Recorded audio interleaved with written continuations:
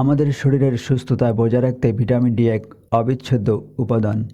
এটি শুধু হাড়ের গঠনেই গুরুত্বপূর্ণ নয়, বরং ত্বক, মাংসপেশি এবং স্নায়ুতন্ত্রের স্বাভাবিক কার্যকারিতার সঙ্গেও ঘনিষ্ঠভাবে জড়িত।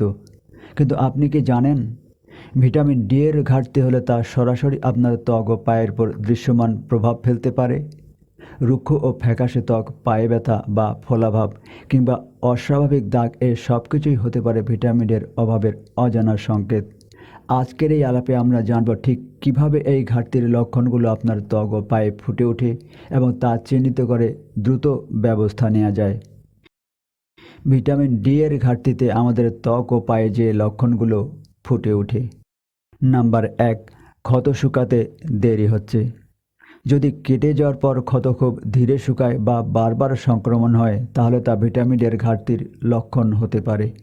এই ভিটামিন ত্বকের কোষ পুনর্গঠনে সাহায্য করে এবং ক্ষত দ্রুত সারাতে ভূমিকা রাখে। গবেষণায় দেখা গেছে, ত্বকের কোষ উৎপাদনে যে যৌগগুলো ভূমিকা রাখে, ভিটামিন ডি সেই যৌগগুলোর কার্যকারিতা বাড়িয়ে দেয়। নাম্বার ২, ত্বকে চুলকানি ও শুষ্কতা।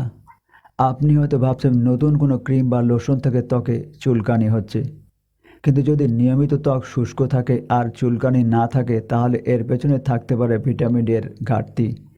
এই ভিটামিন ত্বকের আর্দ্রতা রক্ষা করে এবং বাইরের ক্ষতিকর উপাদান থেকে সুরক্ষা দেয়। অভাব হলে ত্বক রুক্ষ হয়ে যেতে পারে, এমনকি একজিমার মতো সমস্যাও দেখা দিতে পারে। নাম্বার ৩, ত্বক ফ্যাকাশে ও প্রাণহীন হয়ে যাওয়া। ভিটামিন ডি মেলানিন উৎপাদনের সহায়ক, যা ত্বকের প্রাকৃতিক রং বজায় রাখে। ভিটামিন ডি এর অভাবে ত্বক মলিন ও ফ্যাকাশে দেখায়, বিশেষ করে যারা রোদে খুব কম যান বা যাদের গায়ের রং গাঢ়, তাদের মধ্যে এই লক্ষণ বেশি দেখা যায়। নাম্বার ৪, পায়ে ব্যথা ও দুর্বলতা। আপনার চেয়ার থেকে উঠতে কষ্ট হতে পারে, সিঁড়ি বেয়ে ওঠা মুশকিল লাগে।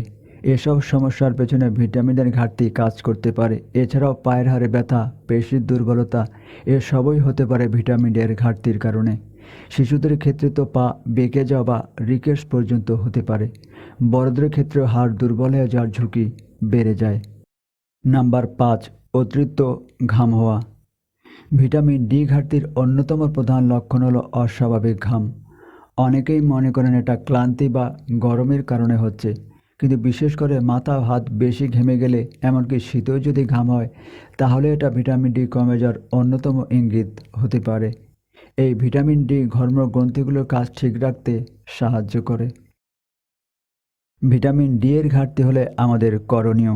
নাম্বার ১, রোদে যেতে হবে। প্রতিদিন অন্তত ১৫ থেকে ২০ মিনিট রোদে থাকতে হবে। বিশেষ করে সকালের সূর্য সবচেয়ে বেশি উপকারী। এই সময়টাতে আপনি রোদ পোহাতে পারেন। নাম্বার ২, খাবারের মাধ্যমে ভিটামিন ডি সংগ্রহ করতে হবে। আমাদের খাদ্য তালিকায় রাখতে হবে মাছ, ডিমের কুসুম, দুধ, দুগ্ধজাত খাবার, যেগুলোতে ভিটামিন ডি থাকে। নাম্বার ৩, অসুবিধা হলে চিকিৎসকের পরামর্শ নিতে হবে। যদি উপরের লক্ষণগুলো এক বা একাধিক দেখা দেয়, তবে দেরি না করে রক্ত পরীক্ষা করে নিতে হবে এবং চিকিৎসকের পরামর্শে চলতে হবে। ভিটামিন ডি শরীরের মৌলিক সুস্থতার জন্য অপরিহার্য, তাই ছোট ছোট লক্ষণ উপেক্ষা না করে প্রয়োজনীয় পদক্ষেপ নিন। ভালো থাকবেন। কথা হবে পরে কোনো ভিডিওতে নতুন কোনো তথ্য নিয়ে। আল্লাহ হাফেজ।